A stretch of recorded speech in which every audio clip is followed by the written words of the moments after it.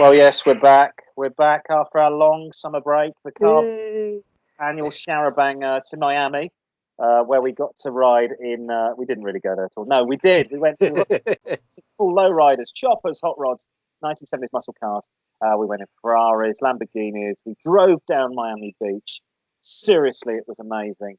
And now we're back in London town to give you the lowdown on the world of cars. Quite frankly, our bizarre and quintessentially English, or British, I should say. British sounds better. I'm more a British guy than a Mhm. what's a guy than an English guy. Yeah, British perspective. What? I say, where's my monocle?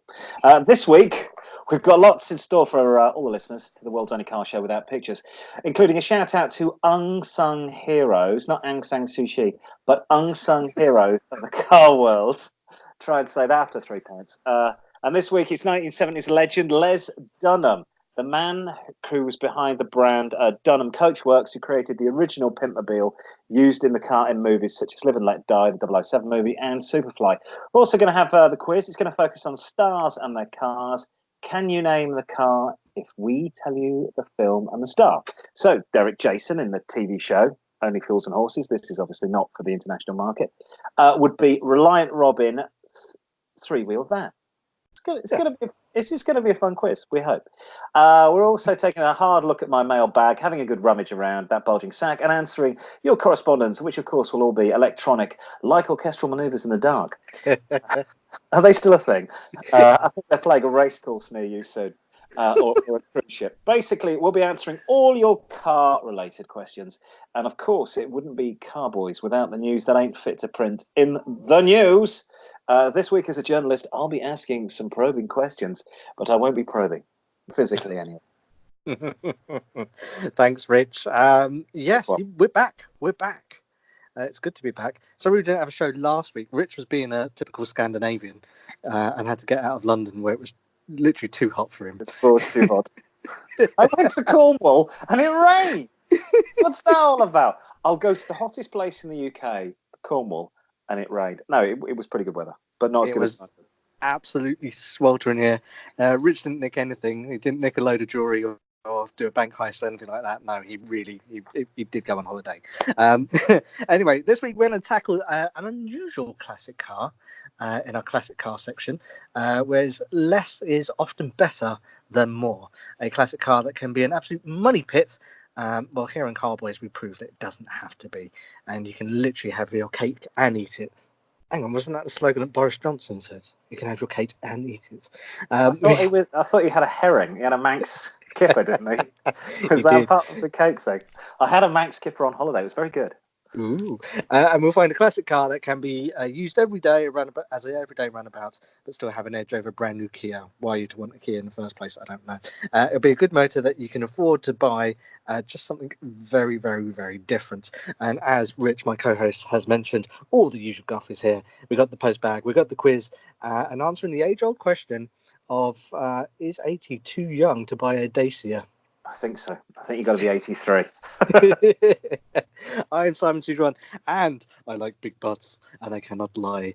You other brothers can't deny that when a girl walks in with an itty-bitty waist and the round thing in your face. Thank you, Sir Mix-a-Lot. And yes, I'm Richard Green, and I love to climb a mountain and reach the highest peak, but it doesn't thrill me half as much as dancing cheek to cheek. And this is Car-Boyz. It's Car-Boyz. Now we've got the luxury car, the news. I should say the news next. I'm reading the wrong part of the script. But like Beyonce, we've got a but, and it's a big but.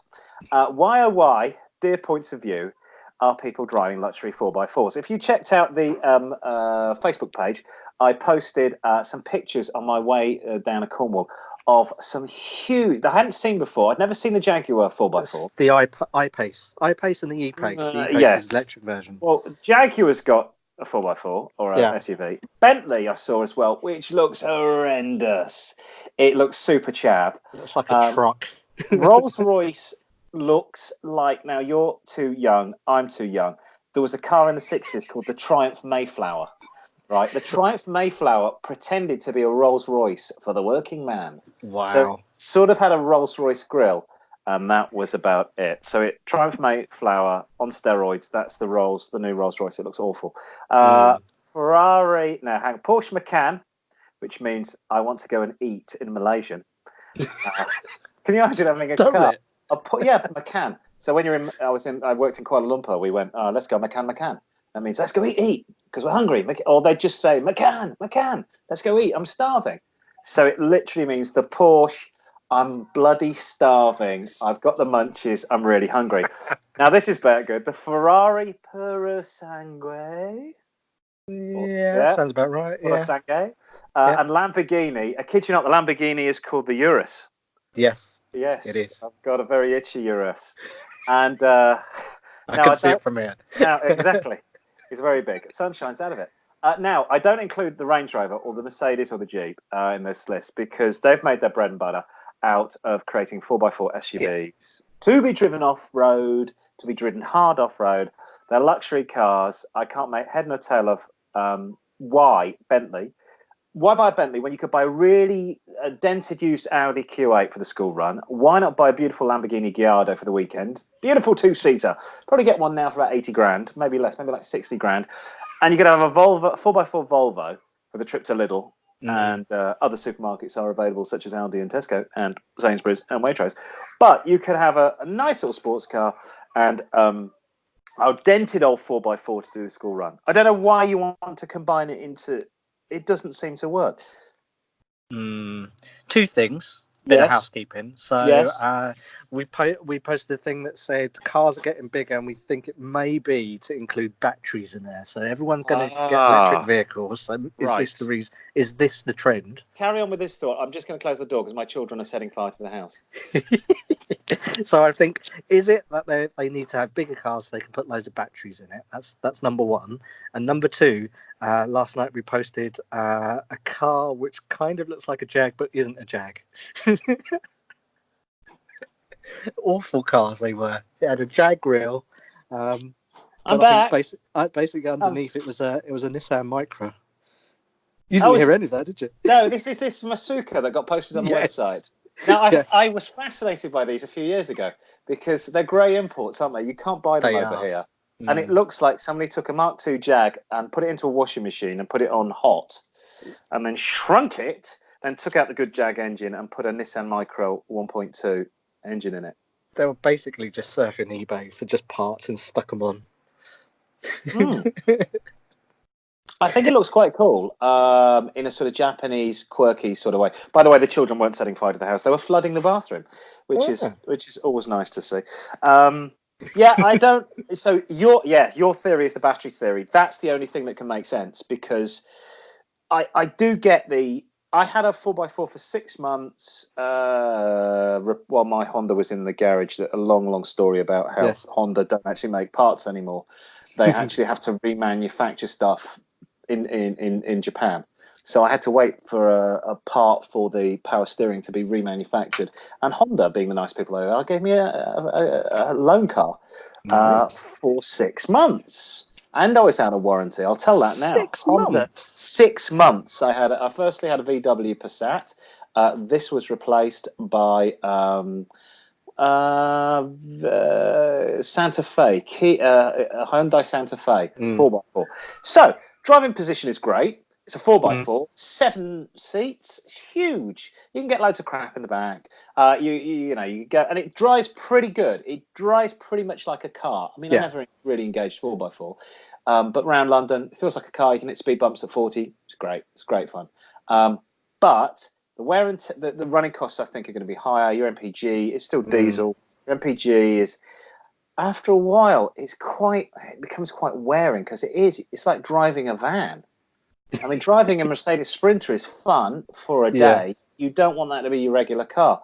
Yeah. So the fact that you're above everything is quite nice. Oh, I've got a great driving position, and I can get crap in the back. But if you're driving anything more than 5,000 miles a year, this could get wearing.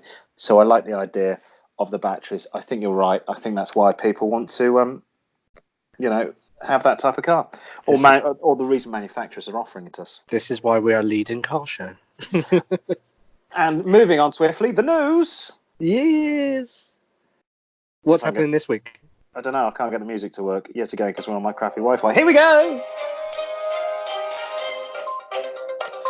Well, first off, taxi maker London Electric Vehicle Company, LEVC, says it's not planning to launch a true low-cost variant of its electrified TX, but will launch a lower-spec variant later this year.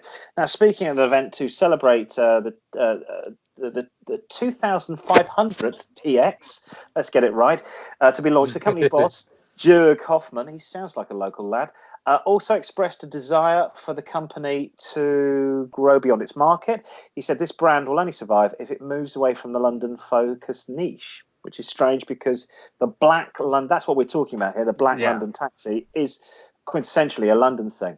Conversely, Hoffman said its electrified taxi is a successful product, stating we are happy with the demand for the TX. He took over as company boss in 2019 and said the stringent taxi regulation in London make the development of a cheaper model impractical. Production of a slightly lower spec variant of the TX called Taxi Icon will begin in October, but will be unable to operate in London. Oh, great, due to subtle equipment downgrades. The Taxi Icon will, however, be available for use in the UK and other European cities and could be adopted by mobility services such as Lyft and Uber. I doubt it. Many have viewed the list price of the TX of more than £55,000 as inhibitive for potential buyers, and it only has an 80-mile operating range on electric, which is appalling. It is. LEV taxis, of course, one of Britain's last automotive manufacturers, made the UK's made, of course, in the UK's version of Detroit, namely the city of Coventry. It sounds like history repeating. We're going to find out later on when we're going to talk classic cars. It sounds like history repeating because that's what happened to the last lot of taxis that we had here in London. They changed all the rules, and that's kind of what happened. But have you seen these new electric taxis? I must have seen them. Do they look any different from the other ones? They're huge. They're like little. If you when you were at school, if you drew like the shape of a car, like a box car, that's what it looks like. Oh, but how many miles a day does a London cabbie do?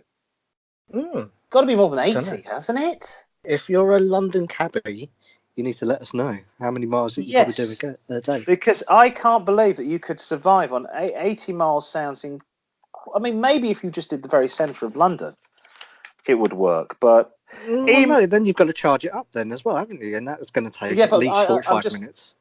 I'm just thinking if you only did the centre of London that's all you would do in a day. But I don't know.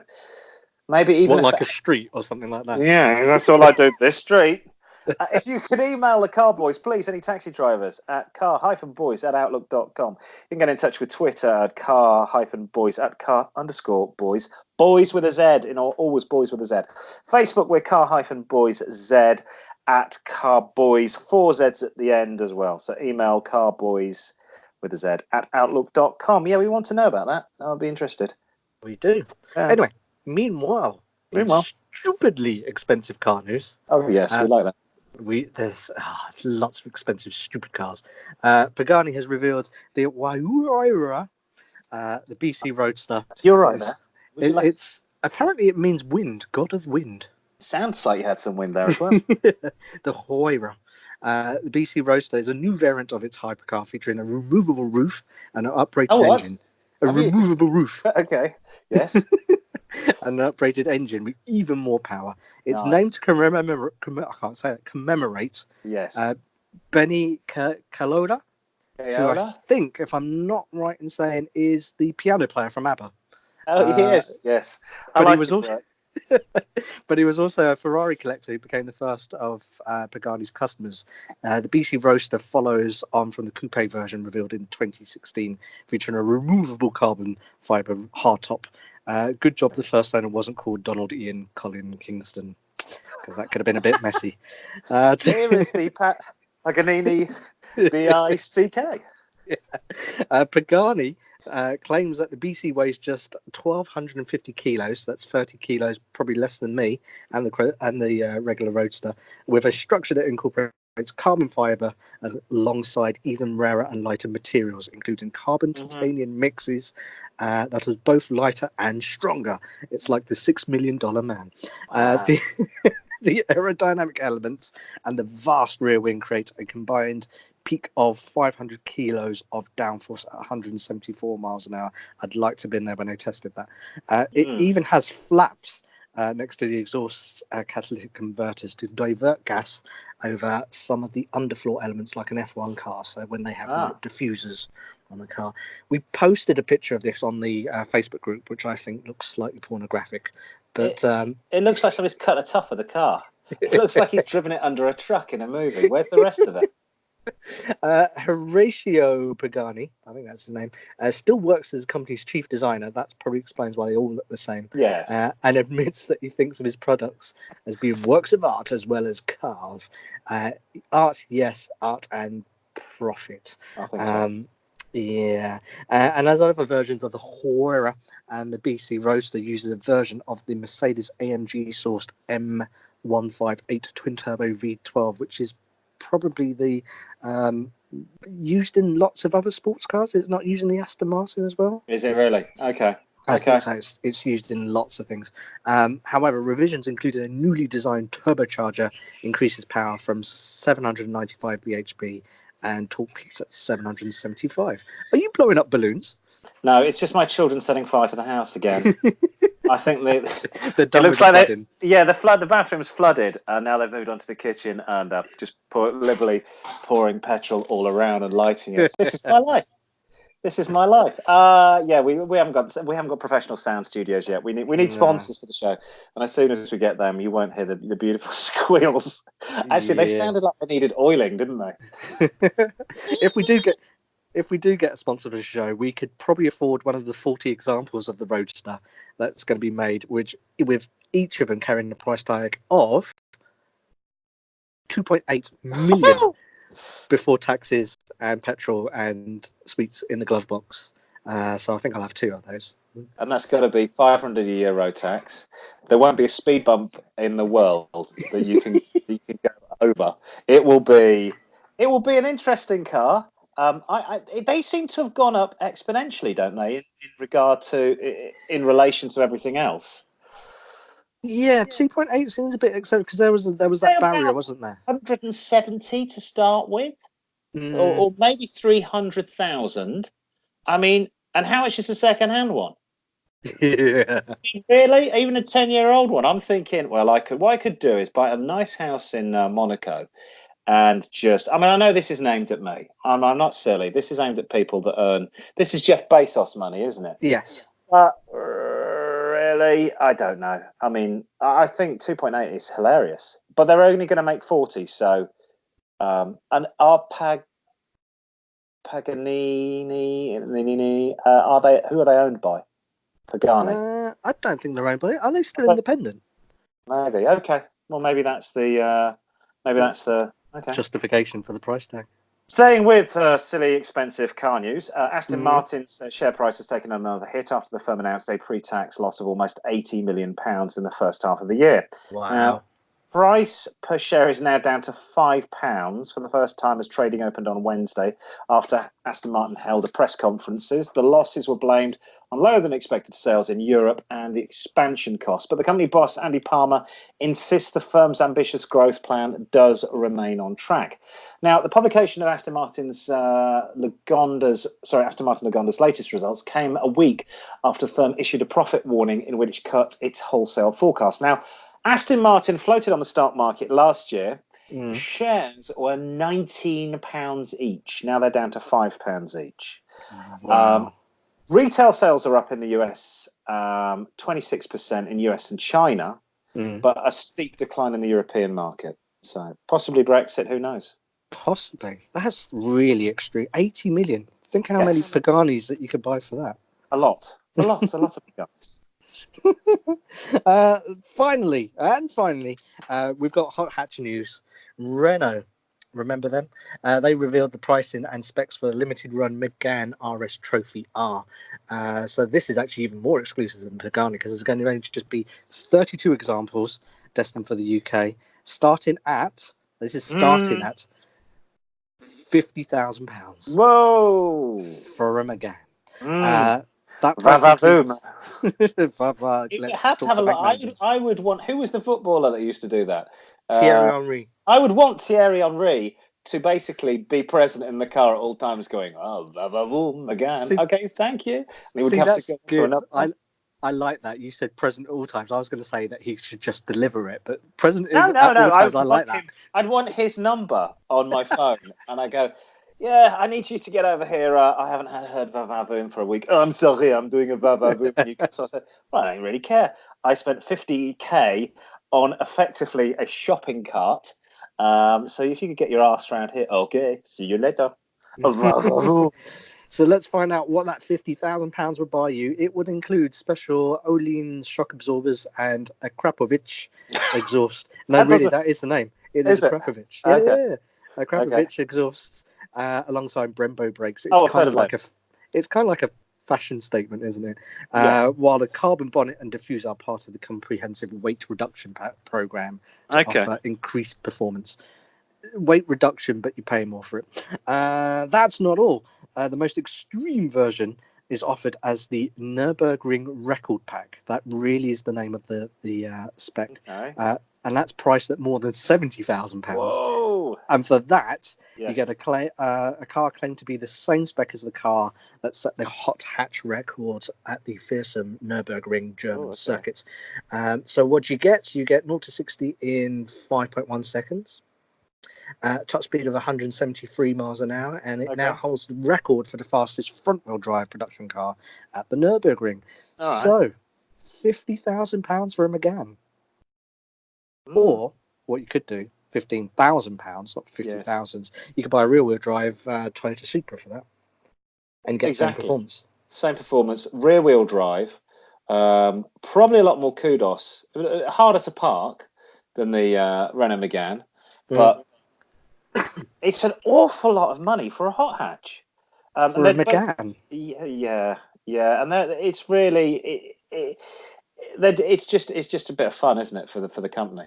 It's not going to make them any profit. It gets them in the press. It keeps their brand alive. I would say it's a loss leader, but certainly I will not be buying one. That's quite actually. That could be a point. Is there a new Megane on its way? Could they be just to shift some of the old ones? Let's get these out the door, because they'll sell a what's it version, won't they? The Renault Megane and FS Trophy esque. It's like buying an M Sport, isn't it? It's not an M3, is it? It's not an M3. No. You get a couple of bars and some of the little those red, white, and blue stripes. But really, it isn't the same car. So that's what they're trying to do. They're trying to push in the same way that the Ford launched the Escort Pelican in about 1994 to get rid of those shitty Escorts right at the end before they launched the Focus. Got to get rid of these. We don't like them. So I always find that quite sad when you see something like an F-Reg Sierra, because that car had been around for 10 years. And the Mondeo's about to come in, and it's 1989, and somebody's buying a Sierra, and you think, H-Reg one, that was it, 1991 Sierra. Yes, yeah. Some fool, what are you doing? Why are you buying this car? They're about to come out with the Mondeo. Oh, no, I like the Sierra. And then it looks so old after about 2 years. But yeah, not for me. But that said, I would say actually they're quite a good bargain because they used to then pack them with as much equipment as possible. Oh, you did? Yeah, right at the end, I have a Mark, let me get it right, 3. I had a Mark 3 RS 2000, which had 1990. And I think the Mark 4 came in just after that. Yeah. And it had absolutely everything on it. It was fully loaded. I had Cosworth wheels, which you shouldn't have. Yes, yeah. A factory fitted body kit, which had also been sprayed, and that was really rare because the rear bumpers on those were rubber, and they usually weren't sprayed. No, this one was sprayed. It was also cracking. It was quite funny because I had this thing in the late 90s up to about 2003. So the rear bumper, you could squeeze it, but it had paint on it. Oh, it's a weird car. It's a lot of fun. If you liked your paint marble effect. I did. It was fine. I think it looked good. I sold it for 350 quid. Nice. Anyway, let's move on. Shall we do some classic cars now? Classic car of the week. Sounds good to me. That was the news, and now the classic cars. And this week, the classic car is a taxi. Oh, the Austin, what was the Austin FX4, which was produced between 1958 and 1997. So it actually had quite a long run, about 40 years worth. Yeah. of production for that. But the story only gets interesting from about 1980. This is for everybody else. So this is the iconic London taxi. Yes, that's the one. But the actual story of the FX4 doesn't actually get interesting until about 1982, because before that it was sold as an Austin. But then in 82, Car-Boyz, I don't know if you remember them, they were a coach builder.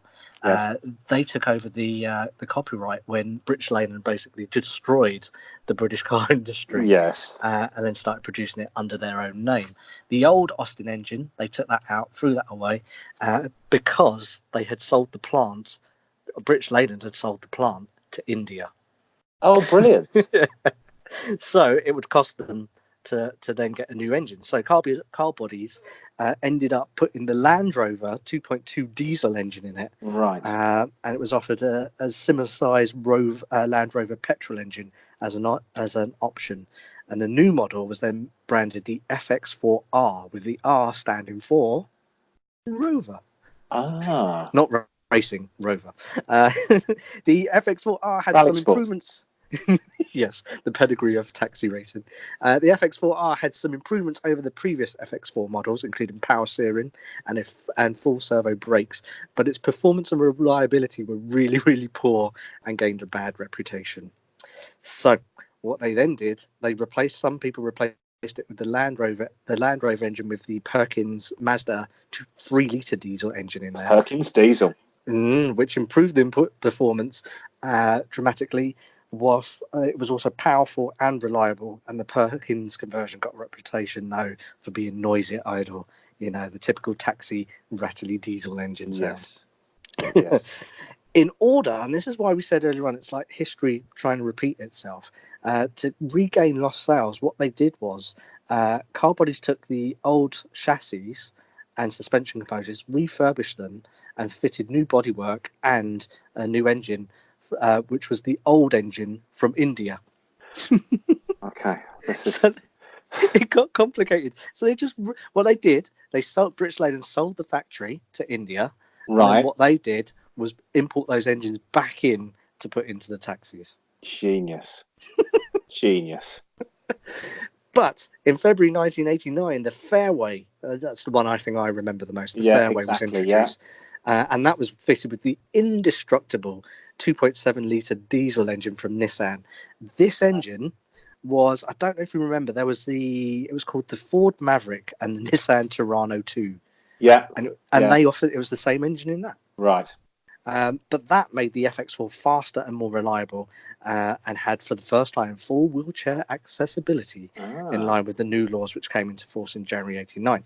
And the Fairway was the best version of the FX4 ever built, which then enabled LTI, which was the company that took over from Car-Boyz, to sell it to overseas markets. So there we go, history repeating itself, as well as move to markets outside of the UK that it hadn't been able to tackle before. Much of this increase in sales were due to local authorities insisting wheelchair accessible cabs being used in their areas. Fast forward a bit, Transport for London, who then took over the Public Carriage Office, they ruled by 2006 all taxis that were licensed in London should comply with Euro 3 emissions regulations. Again, history repeated itself. The Fairway and the TX1, which was the replacement, used the same Nissan engine but only complied with the Euro 2 emissions. But most people were reluctant to get rid of their very reliable Fairways, and in the end they allowed them a bit of leeway, and they could add conversions to their engines to comply with the regulations. In 2009, only 6 of the earlier Rover and Austin engine cabs remained in service on the street. So that was only 6 at that time, most of which have covered more than 1 million miles each. Wow. So if you get your calculator up, we can work out how many miles a London cab does. Famous customers include Prince Philip, the Duke of Edinburgh, when he was allowed to drive. Yes. When he wasn't turning it over on its roof. He tends to do that these days. He likes drifting. Look at this, Liz. Let me hang it round the corner. The old BA chief, Lord King, he had one of them, as did Laurence Olivier. Did it? And Stephen Fry also owned the Fairway as his own private transport. There Yes. was actually also a limousine version, and I can't remember who said which governor was it of Hong Kong or something like that had a Ah, taxi. But I do know that the governor of the Falkland Islands, Rex Hunt, try yes. saying that Yeah. sober, Kent countryside. who was the leader of Rex. the. Rex, really? His name was Rex Hunt. Yes. Oh, he didn't go to a state school, did he? He went to a private school. Because But if he'd gone to my comprehensive, he would have had the Michael taken out of him. absolutely, but he was the governor of the Falkland Islands when the Argentina invaded there, and he had the limousine version of it. So I was looking this morning on the interweb Yes. and found some of the highest spec versions, low mileage versions of this going for as much as £8,000. Ooh. But an average condition 97 Fairway, which was the last of the lot of the low style taxis, that was available for just £2,000. Ooh, okay. So I That's think, pound it for is pound, it's a quite affordable classic. I and have fond iconic. I have fond memories of them. I think I'm just about old enough to remember when they had no front passenger seat, but a Yes. hole, and you could put luggage in this hole next to the driver, and the driver sat in like a bus driver in a cabin. Mm. And then I can remember coming out to London with my Irish nanny and her mother and lots of Irish relatives, and literally getting about I think 7 or 8 of us in this thing, and going around central London. Which this would be about 1980, so who cares? Yeah. You know, Yeah. I don't think. But they are very rattly. They are very, very agricultural, despite the fact around central London, I don't think it matters. If I'm going from Marble Arch and I want to get up to the West End, or if I'm going from Knightsbridge and I want to go to I don't know, the South Bank, I think London cabs serve a purpose. But anything beyond Zone 1, they're really agricultural. You know, I remember I used to work late night on a radio show in central London and finish at 2 o'clock in the morning. And sometimes I'd get a Merc to take me home, and sometimes I'd get a London taxi. And I was I'd go, oh, I got a London taxi. But I would be sliding around in the back of this thing because it's so much room. If you get in, I was in New York 4 years ago, and a lot of the old Crown Vic taxis are gone. I did a couple of them, but they're mostly gone. It's mostly Chevy 4x4s now that are the yellow. And there's not much room in the back seat. You pretty much get in the back and you can get loads of luggage in the thing, but you're like, there's not much room in this car. But London taxis, literally, I think you can get 6 adults, can't you? Is that what they're licensed to carry? I think it's either 5 or 6. Yes, you can. Yeah, probably 5. But that's substantial. Going from pub to pub, a group of that's quite good fun. But now the other reason. I also mentioned the King of Tonga had one. Yes, because his hat was so tall, he couldn't quite afford a Mulliner modified Rolls Royce. Yes. But he had this crown, I think, of sort of almost like a governor's hat of feathers. And the London taxi, he could get in with his crown. But wasn't it true that if you owned a London cab, you could drive in all the bus lanes in London? And this is why Stephen Fry and the Duke of Edinburgh had one. I don't know whether that still holds true. I don't know. I'd have thought with all the cameras that you got these days it's to pick gone, up the licenses, yeah. But that would have been a really good idea, actually, using the bus lanes. Oh, totally. Just taxi, yeah. I'm afraid I'm a taxi for hire. Yes. I mean, you could also use one if you were a mass murderer and wanted to pick up people on the side of the road and kill them. I hate to say it, and in regard to our other story, and I do like, I have been, my arse has been saved by many London taxis, and for people listening around the world, you are only allowed to hail a London taxi in London. Yeah. But since Uber's come along, and to a lesser extent Lyft, what's the point of a black cab anymore? You just you've got the app on your phone. I was in Mexico last year and I was catching Ubers. My wife was in New York recently catching Ubers. It's really easy. And you and me have always got them in central London. What's the point of a black cab anymore? But So two grand will buy yourselves a iconic black yes, London taxi. I think it's nice. Yeah, good classic to have. Right, we're moving along to the other side of the pond in a new feature that I've introduced this week called Unsung Automotive Heroes. Da-da-da-da. She's not a leader of a Southeast Asian country, unsung. This week, our unsung hero Is it Les Dennis? It's Les Dennis. Is a guy called Les Dunham. Now, he's the man behind so many custom designs of the 1970s, which all ended up in movies such as Live and Let Die and Superfly. His creations are outlandish and over the top in only the way the 1970s could be. He was born on the East Coast in 1941 in Boonton, New Jersey, and he began customizing. New Jersey. A lot of bodies buried there, apparently, and a lot of toxic waste. And he began customizing cars at the age of 16 years old in 1957 while he was still in high school. Now, before he was even old enough to have a license of his own, he'd already begun to customize cars. In the beginning, he opened up Dunham Coach Works, or Dunham Coach as it was called. He worked out of his father's garage. Typical customers in the beginning were the rich and the upper middle class, wanting Les to nose deck or fill trim holes in their car. I'm guessing with plastic padding. But by the time Les got his driver's license, he had a fully customized 1949 four-door and a 1951 Ford convertible, which landed him on the cover of Customs Illustrated in January 1961. The legend was born. Now, he did a stint in the army and then opened his shop again, Dunham Coach, on the East Coast in 1962. Once again, settled down in his shop, Les restyled car after car. One car was called Agent 008 after Bond, another the Scorpion, which he designed while still at high school. His creations were truly out of this world, and in another life, this guy really should have been an actual prototype designer working on cars for brands such as GM or Ford. He took his design cues from the 1930s Duesenbergs and other hand-built, coach-built bodies like Jarvis of Wimbledon, who did a boat tail at the end of their cars. In fact, whilst the big manufacturers was using coach-built brands, names like Fleetwood, as tokens from an age long gone, he was out on his own, completely remodeling cars into proper boyhood dreams, cars that you didn't think could exist. Now, by the mid-60s, customs were dying out.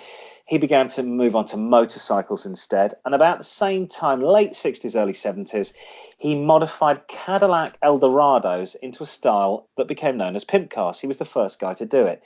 He'd found a new successful path and became known as the guy that made the Superfly cars from the 1971 movie Superfly, and it featured one of Les's pimp cars. In 1973, put the body of a Cadillac Eldorado onto the chassis of a Corvette, named the creation the Corcovado, and the car was later used in the James Bond movie Live and Let Die. 7 Corcovados were built, and in 1977 he started another project based on the Corvette entitled the Cabalista. The Cabalista was hand fabricated, and there were 50 built between 1977 and 1982. Most Cabalistas were exported to the Middle East, and to be honest, it looks like a Corvette Stingray that drove into the back of a Rolls Royce. During the earlier 1980s, all came to a halt as fashions changed. They began to make fiberglass body parts to transform the look of pickups and big rig trucks. In 2005, Les Dunham relaunched Dunham Coach with a relaunch Cabalista number 51. With some modern refinements, Les plans to relaunch his most successful creation.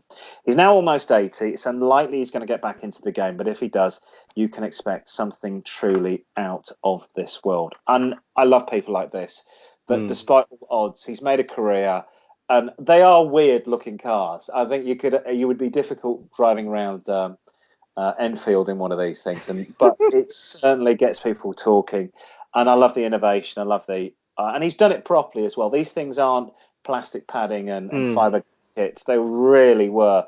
If you watch the movie Superfly, I think the drug dealer's got one, and I think Bond catches one of the Corcovados at JFK or LaGuardia in Live and Let Die, and he's driven into I think Harlem in it. It's such a fantastic looking car. I'd like to think there's a parallel universe where the Scorpions were obviously the band, and they're converting cars along with Mick Fleetwood. as well. Yes, I hope so. I hope that's what. Well, Mick Fleetwood's a massive car nut, isn't he? Mm. And he there was a story about him finding he was an Austin. I mean, the fact Mick Fleetwood, the drummer out of Fleetwood Mac P. Hang on, I've got my excuse to use that. Thank you, Simon.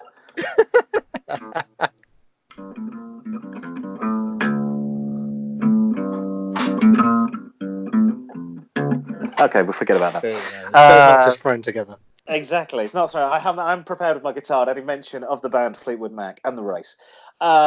He's very, very tall. He's over 6 foot, and his first car was an Austin 7, and he sold it. And years later, a cousin phoned him and said, "Your old car's up for sale," and he went and bought it, and he had it refurbished, and I think it's on his house in Hawaii. I think he lives on Maui. Oh. He drives round. This guy, he must look like one of the Munsters because he's so tall. His knees sticking out of the window, driving this little blue Austin 7 with his tongue hanging out like a dog. Yeah, like Wacky Races. Yeah. There we go. Oh, good feature. Yeah, thank you. I came across this guy's name just fanning around on the internet doing research, and I thought this is the most. I've never heard of him before. There's very little about the guy on the internet, but I think he's an icon. So we'll hopefully have another icon next week. Fantastic. I should have called it icons, motoring icons, rather than unsung heroes, leaders of the Burmese opposition. Mental note. That's what we'll call it next week. Anyway, let's move on. Let's have a look at your post bag, which of course is bulging. It's bulging as usual. What's in the mailbag this week, Rich? Okay, let's have a look.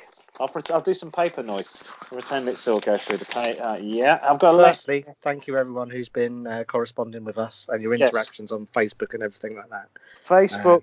Lots of messages. Facebook, if you want to send us any of your questions, it's Car-Boyz, car-boys with a Z, at outlook.com. First off, email from Alan, I should say, in Edinburgh. Dear Car-Boyz, can you please give me an idea of a car I could use to travel to the south of France and back, but also use as a daily driver? What do you think? South of France, so you would say convertible. But then you want it as a daily driver, so you want it to be reliable. I don't know what Alan looks like, but the only thing convertible in Japanese that's reliable I can think of is the Mazda MX-5.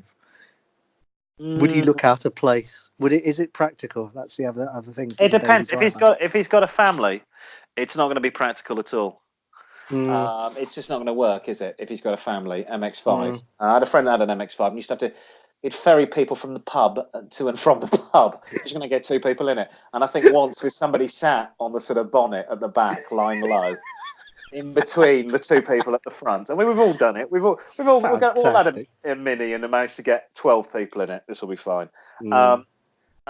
Something I would say, if he's got the money, you want a Grand Tourer, don't you? You want something with legs. Maybe an old 90s Honda Legend. Or what about if he's got about $5,000, you could go and get a late 90s 2-door C class, 2-door E class. What am I thinking of? With a long nose. They got a 5-litre engine in. And you can get C class coupe. Yeah, lots of stuff in the back. Lots of stuff in the boot, I should say. I think you need a Grand Tourer to go the way south of France. Good call. I didn't think about that. Yeah. Or no CRV, something boring. If he's got kids, I'm afraid it's going to have to be. You have to buy the Bullet and just get something. I've just done a trip down to Cornwall for 10 days with kids, and I'm thinking at some point I might have to bite the bullet and get something because you couldn't move in the car, and they're only little, my children, so they've got all kit, surfboards and things packed around their heads. Barbecues. Wow. Alan, let us know. Yes, please do. Let's have a look now. If you remember, if you're listening to Car-Boyz probably last month or the month before, we've done quite a few of these. We had a feature which was accessories that came as an optional extra. So if you remember, the Fiat 500L came with a coffee maker. Which was great if you had white trousers and was driving around the Nürburgring. There was a I think if you wear shorts, even safer. There was a South American listener who emailed about his dad having their microwave in the 90s, which he plugged into the cigarette lighter, which again was posted. Unsafe. Genius, absolute genius. That was the picture of the real floppy pizza going into the microwave. But Steve from Arkansas, Uh-huh. he has sent us a link to As, a car. as we say over here, Arkansas. Arkansas, Yeah. Bill Clinton country. Yes. He sent in a link that has a car which came with a tent, and no Nice. word of a lie, there's a Howard Keel or someone like that sat outside this car, um, with a tent on the back. I think it's Kenny Uh, Rogers looking at the oh, picture. actually, yeah, that could be Kenny Rogers. It was a Pontiac Aztec, the car made famous by Bryan Cranston from Breaking Bad, which his was it yellow? His one, I can't remember, in Breaking Bad. Yeah, I think so. What's on it? Orange, something like that. Yeah. Something like that. Yeah, the Pontiac Aztec actually came with a tent as a potential extra. Excellent. Excellent. Maybe they realised that men who were about to get divorced would buy this car, so they can just they can camp out in there. But it looks like this man has reversed his car into a tent. That's He looks literally divorced. He's on the internet looking at porn. He's got no shoes. He's sat at a campsite on his own. on his own, looking at porn on a little camping chair, and opposite there isn't anything on the other camping chair. There's no friends because he's got a Pontiac Aztec with a tent on the back. I saw a video of this on YouTube of somebody erecting this, and it's not easy. It's a real pain in the backside to put this up. Who thought of this? Who thought of saying? I don't know. It's very turn of the century, isn't it? It's late 90s, early noughties. Hey, we're young people going. I think it's when America didn't really understand. And if you're American, don't take this to heart. America didn't really understand the SUV market. I think it was a Japanese thing. I think originally it was a French thing.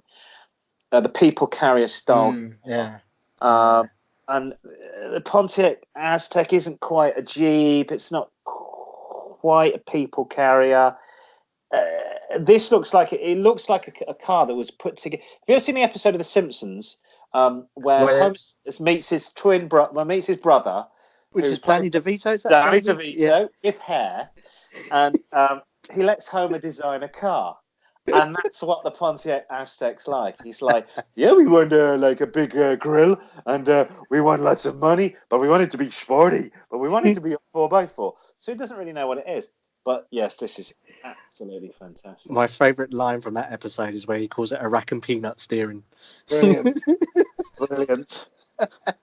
Rack and peanut. Yeah, I can't. I love that. That's perfect. Genius. With Kenny Rogers looking at porn on the back in the tent. I think he goes inside the tent for a quiet cry and he realises his wife has taken the whole house. Yes, another correspondence from the UK now. We're back on home soil. Philippa is going to take her driving test soon. Good luck. Is there any point learning how to drive a manual shift? What do they call it? Stick shift? Yes. Should she go for an automatic? What do you think? Well, I would always go for manual. It's just more fun. But then, where is she? She doesn't say where she's from. She says the UK. If you're in London, though, I think there is some reason to have an auto in there because you're just stuck in traffic most of the time. So yeah, I think you're right. That's quite useful. So depending on where you are, Philippa, I have two sisters-in-law. One of them in Melbourne, Australia. One of them in the Cotswolds. Both came to driving very, very late. Very, very nervous. In their 30s. So both just went for auto. In Australia, almost everybody's got an auto. Yeah. And my sister-in-law in the UK, I think the only problem is you will find yourself at some point going, I can't drive that car. So there'll be some family, it's going to be a real odd one. Maybe I've got an auto, my wife's got an auto, but we both learned driving stick shift. Yes. Driving manual, and it is handy, and I quite find it fun when somebody gives me a manual. Oh, I haven't driven one of these for a while, but we live in London, so you would not have. I had an M Sport 6-speed 3-litre BMW coupe, which is a complete waste of time in London because you never get out of third. You just never get out of third. You could do that London minicab driver thing of just constantly being in third, and off we go. And we're up to 40, and I really need to be fourth, but there's no point because I'll soon be going down to 10 miles an hour. I would always say, if you can, try and learn stick shift. but I won't be saying this in 30 years' time because there'll be none left. It'll be complete. Well, two things about that. One, I think if you have a manual driving license, you can drive a manual and an auto. Yes. But I think if you just have an auto license, you can just drive autos. Is that right? Yes, that's right. Yeah, you can't drive manual.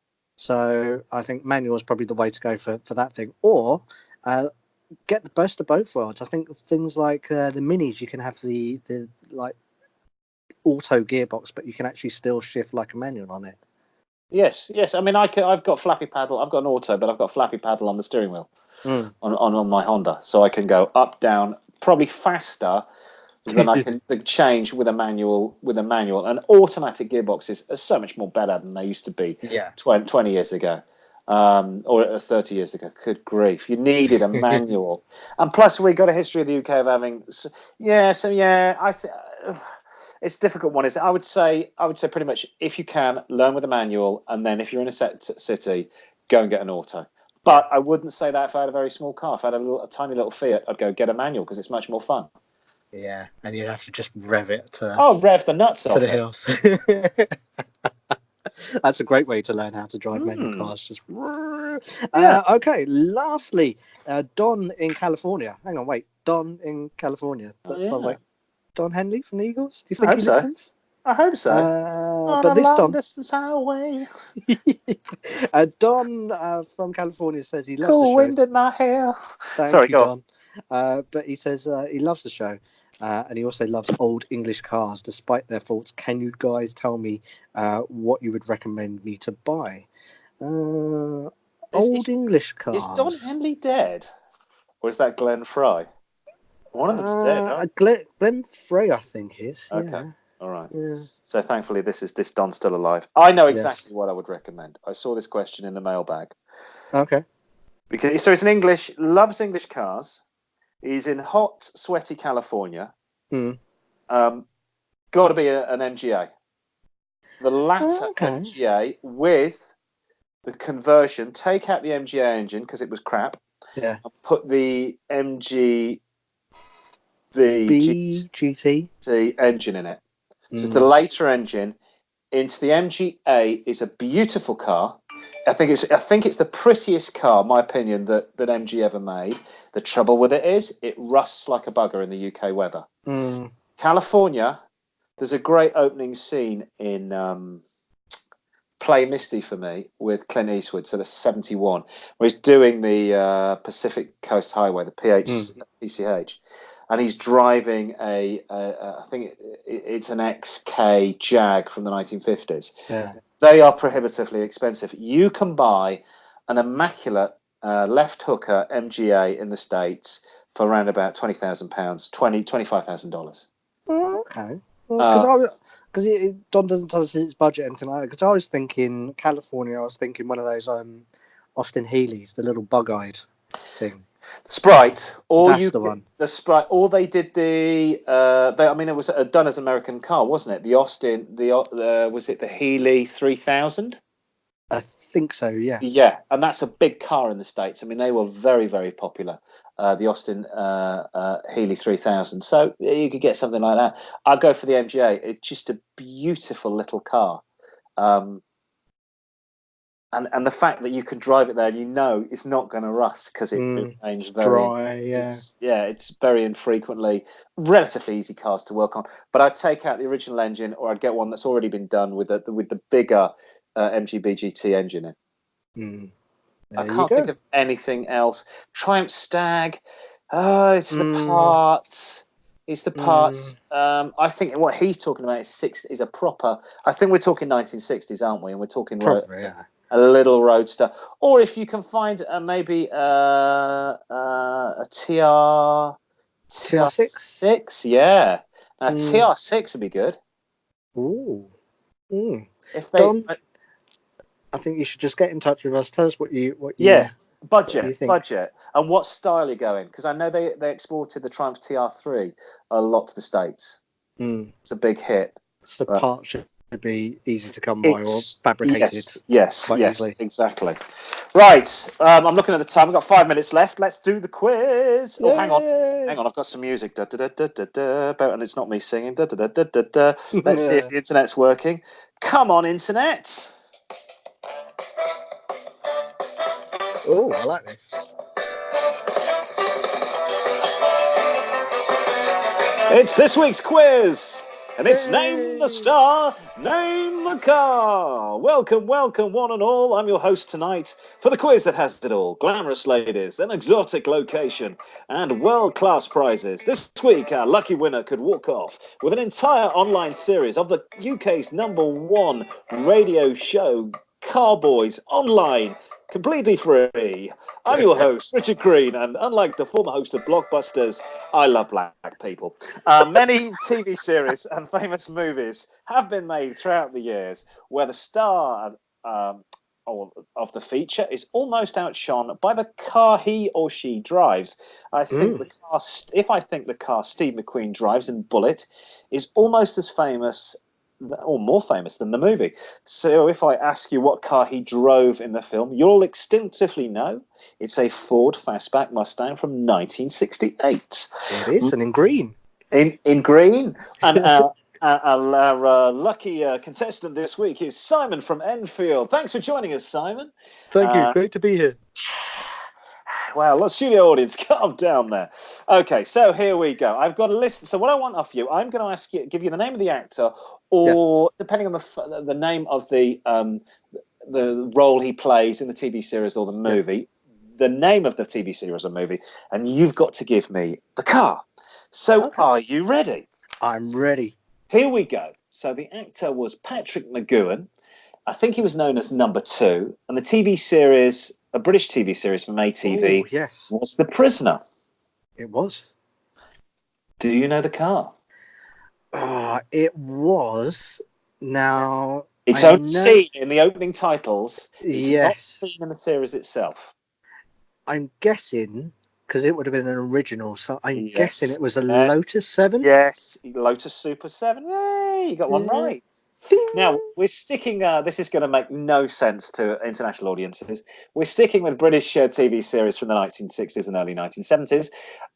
Tony Curtis in the ATV TV series The Persuaders. What did Tony Curtis drive? Oh, Tony Curtis. So let me get this right. So Roger Moore, he had the Aston.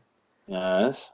So I'm guessing it was Tony Curtis had the Ferrari Dino. Was it a Dino? As Roger Moore would say, yes, you're correct there, dear boy. Tony Curtis had the Ferrari Dino.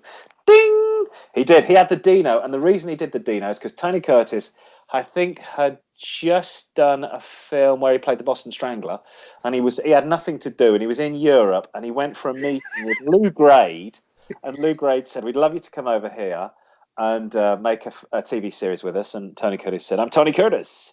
I don't do television." And Lou Grade said, "How about Ferrari Dino?" And he said, "I'm now in the television business." Here we go. Moving on. Okay, for our American audiences, a TV series which is never shown anymore because apparently it's racist. The Dukes of Hazzard was the TV series. Bo, Luke, Duke were the stars, and the car was. Oh, it was a Dodge. Yes. But it was a Dodge Challenger. No, it was the Dodge. I can't give you that. It was the Dodge Charger. I'm afraid it was the Charger. I'd like to give you that. Now, keep in that frame of mind as we move across to the 1971 movie Vanishing Point, starring Barry Newman. Ooh. Iconic movie. He plays an ex-Vietnam vet that delivers cars, and he's trying to beat a time and get to California in this car, which is a Dodge. It would be. So it's not. I'll go with the Challenger again. Yes, it was the Challenger. It was the Challenger RT. Love that movie. Absolute classic. Moving on. There's a car that'll appeal to you. Mr. Bean, played by Rowan Atkinson. He drives. He does, and he drives a green Mini. It is. It's a BL Mini. I thought it was brown, but I'll give it you if it was. Ding! I thought it was brown, but it's I think it definitely. was green with a black bonnet. Okay. Right, here we go. It's getting harder now. Moving for Okay. Antipode and our listeners. Mel Gibson, Mad Max. Oh, I can't remember Mad Max. Mad Max. It wasn't like a Land Rover or something like that, was it? No. No. Way out. It was a Ford. Oh, okay. Hello. No, pass. It's not a Falcon. I used to think it was a Falcon. It's a Ford Interceptor, which is an Okay. Aussie branded car. Never heard of that one. Okay, here we go. Getting slightly easier. Back over to America. Michael Knight. David Hasselhoff as Michael Knight. Of course, Kit was the name of the car. And what was the car? The car was a Pontiac Trans Am. Yes, Pontiac Firebird, Pontiac Trans Am. Ding! Moving across to the cartoon world. Scooby-Doo and Shaggy's Mystery Machine. What was the vehicle, Shaggy? Raggy. I don't know, Scoob. I'm still coming down. I'm so frightened, Scoob. I'm gonna guess that it was a VW microbus. No, I wish it was. I had a stepsister who had the original. We used to call her. She had original people carrier. Yeah. I want to say, was it the Renault Megane? No, it was the Renault Spastique. Yes, the Renault Spastique, and we used to call it Mystery Machine. The original, like the A-Team van, which I haven't included, was a GMC, and it was the handy van. Okay. It was new to me as well. And obviously not a real car, but based on the GMC handy van. Okay, getting a bit hard now. We're back over in England. Lou Grade again. ATV TV series, Man in a Suitcase. Richard Bradford was the star. Yes. He had a shock of white hair. I think he was only about 30. And he played this ex-CIA agent who was an international detective. What did he drive? It's Very small, very British. I'll tell you, I'll give you a clue, and I'll say Glasgow. Glasgow? Yes, that's the clue. They didn't make a car called Iron Brew. No. You're on a fate. If you're looking at pal, you tube. That was yes, I'd like to test drive that. You're looking at pal. Coupe. Hello to all our Scottish listeners. I don't know. Pass. It was the Hillman Imp Lotus Special. Okay. With the engine in the back, in the rear, and they made the Glasgow. I didn't know that. Yes, they didn't have a massive success because, as we all know, people in Glasgow are not great on a Monday morning or a Friday afternoon. They like a liquid weekend, shall we say? Yes. So they're not the best. It was an unfortunate. The Hillman Imp, great little car. So many faults with it, though. So many faults. Okay, moving on. Sticking with the ATV TV series, you've already ATV TV series called The Saint. Roger Moore was the star. And what did he drive? Oh, it was a white Volvo P1800. Yes, ding! Well done. And sticking with Roger Moore, back to the Persuaders. It was Aston Martin Lagonda. No. I'm going to give it you because you did say Aston Martin. It was the DBS. Ah, okay. It was the DBS. Ding! I'm going to give you that one. And something like orange. Yeah, gold, I think. Aztec Gold, I think was the name of it. Sticking with Roger Moore as 007 in The Spy Who Loved Me. Spy Who Loved Me. Yeah, this car, I try not to give it away. He's driving it with Barbara Bach, is the Bond girl who's playing a Russian. Ringo Starr's wife. It was a white car. It was a British car. It wasn't the one that went into the sea, was it? Yes. It was the Lotus Esprit. Yeah, ding! And I think as they come up the beach, he winds the window down and takes out the fish. I found a fish. I mean, we've not but a fish just came through the bulkhead. I don't know how, it just did. I think that's where Boris Johnson got his idea for the fish. Yes, I have a Manx kipper. Staying with Roger Moore. It's fine. I like it. Roger double- Moore special today. It is the Roger Moore Show. 007 for your eyes only. Now, this was a comedy car. A comedy car. Was it not a Citroen 2CV? Yes, yes, in hello, bing. Hey. Staying with 007. This is one for your sister. But moving to Pierce Brosnan in GoldenEye. Oh, he was. That's like the one who's in the back of the car. No. Oh, It's GoldenEye. It's his first movie as Bond, and it's a little bit. I thought they went to BMW. Yes, they So it's did. like a 7 series or something like that. No. 5 series? No. Okay. The last letter of the alphabet. Oh, Z4, Z3. No, it was a Z3. We'll give you that. Z3. Got it in the end. Of course it was. I remember now. Bloody Z3. Used to see it and thinking, are you going off to give somebody a haircut? Are you pissed? Yes, that's right. I just, I am 007 here. I'm not turning more like Henry Kelly than Pierce Brosnan. And welcome to Going for Gold. This week on this show. Now we move over to the pond for more American references. This is a bit better. Okay. Uma Thurman as the bride in Kill Bill. She steals the car. She steals the car at the very beginning of the movie. Don't know. I can't Yellow remember. Chevy Silverado, aka the Pussy Wagon. Yeah. Denzel Washington in Training Day. It's training. Black car coupe. Ooh, no. Okay. I don't think I've seen Training Day. I'm not seen Training Day? No, I've not seen Training Day. With, who plays the Ethan Hawke plays the young guy in it. So I found out a 2001 movie. I love that film. He's got a Chevy Monte Carlo, 1979. Nice. Very nice car. James Garner as Jim Rockford in The Rockford Files. Anybody under the age of 40 is going, what the fuck are you talking about? James Garner in The Rockford Files. Oh, no, I'm going to pass again. Before my time, Rockford Files. The car's already made an appearance in the quiz. So it's worth having a guess. Lotus 7. No, unfortunately, no. A gold Pontiac Firebird. Okay. Again, gold Trans Am. Of course, yeah. Heisenberg, Bryan Cranston in AMC's TV series Breaking Bad. Complete with his tent. Complete with his tent. Wanking in the desert to The Aztec. Yay! Peter Falk is TV detective Columbo. What did Columbo drive? Oh, I know the make, but I don't know the model. It was a Peugeot. Yes. Just but have I a guess. don't know the model. With 3 numbers. Yeah, guess with 3 numbers. Because you know it's going to be a... 101. No, Peugeot 403. We'll give you half for that.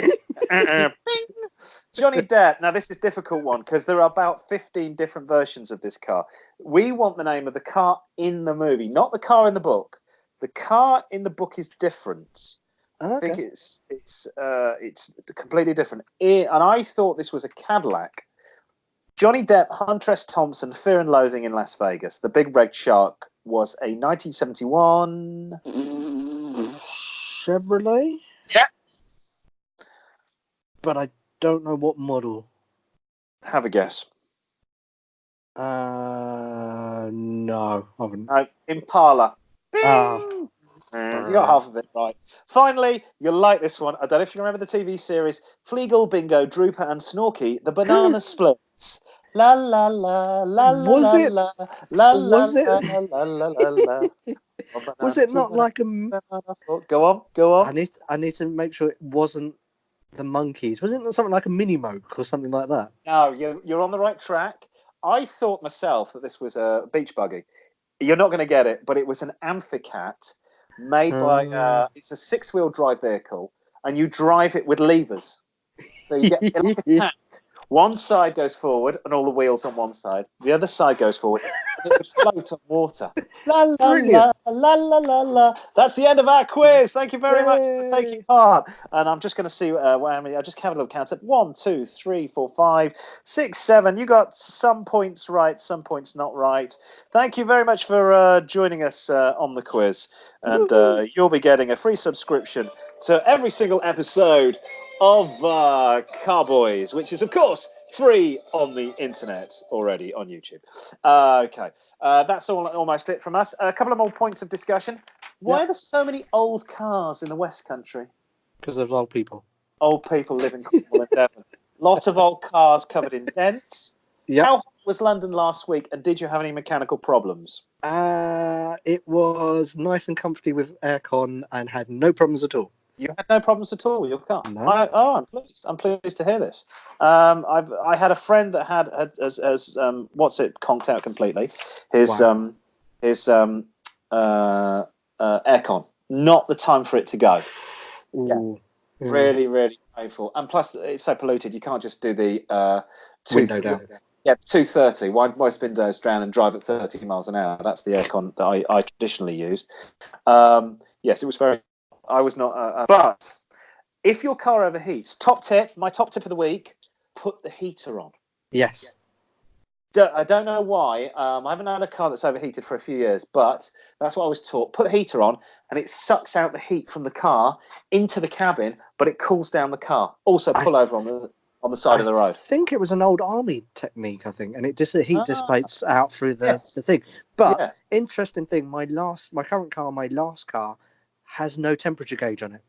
Nice. That's handy. So you'll never know how hot it's going to be until it's too hot. Brilliant. I've had like Citroens from the 1980s that had temperature gauges. Yes, have a temperature gauge. Well, I have no temperature gauge. This was your Fiesta. No, the Fiesta had. The car didn't, and the Mini hasn't. Hasn't got a temperature gauge. No temperature gauge. That's just insane. Will a warning light come on saying your car's too effing hot? Yes. Usually that's preceded by smoke. When the car's melting into a puddle on the floor. Oh my goodness! If your car doesn't have a temperature gauge, let us know on the Facebook page. Because email. Yes, please do. I think even old cars used to have the temperature gauge on the front of the bonnet. Little needle that went up. I mean, that's the technology from 100 years ago. That's about it from us. Thank you for listening to the show. We have really overrun by about 12 minutes.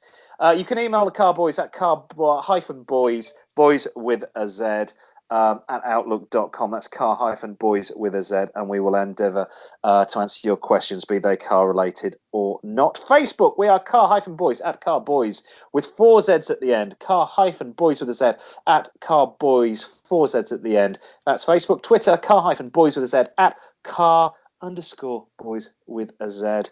And Car-Boyz at outlook.com. Car-Boys with a Z at outlook.com. I've been Richard Green. I've been Simon Sejuan. Get lost. Get alive. Bye-bye. Bye. We are no longer live from London.